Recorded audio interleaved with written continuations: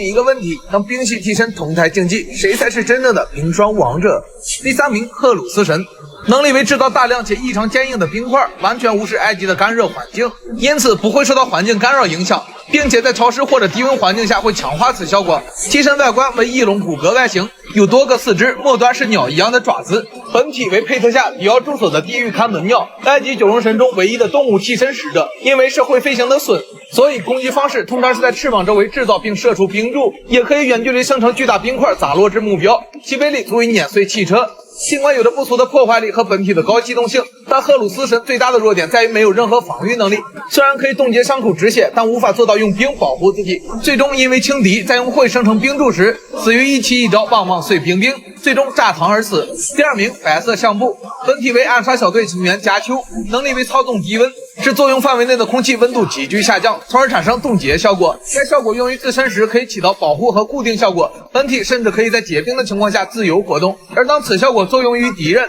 其被冻结的肉体部分会变得异常脆弱，如果是替身则会无法行动。加丘还能将空气中的水分凝结成冰后，在自己身上形成类似于滑雪服的白色外装甲，头盔部分有一对猫耳般的结构，有透明的面罩用以视物，脚下有着一对冰刃，可以用来进行滑冰，速度可以追上时速80公里的汽车。白色相布的能力堪称完美，因为本质是控制低温，所以不仅可以冻结，还能反向解冻，在冰系内战中有着极大优势。另外，攻守兼备，机动性优秀，防御力极其惊人。其绝技白色相布无声哭泣可以做到反弹子弹，如此一来，远程攻击也无法伤到加丘。唯一的弱点就只有后颈的通气孔，只差一点就能摸到冠军。然而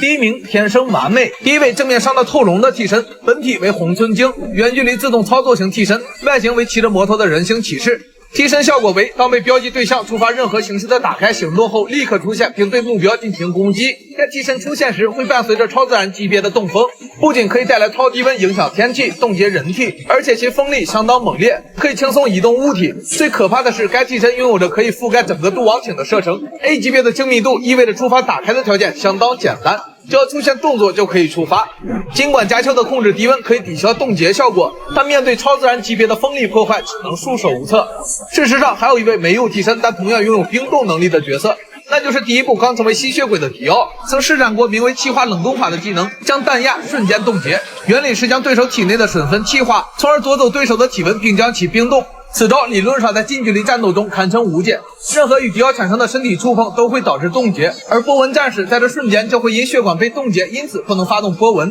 但乔斯达通过加热幸运和勇气之剑破解了此法，随后通过点燃拳套突破了迪奥的防御，并将之打下城堡。相较于其他几位替身使者，迪奥这招过于原始，不仅要直接接触，还必须有生物做媒介，自然就排不上名次了。综上，天生完美实力拿下冠军，冰霜王者实至名归。想要看更多替身竞技大混战，请打在评论区，点赞最高的直接下一期。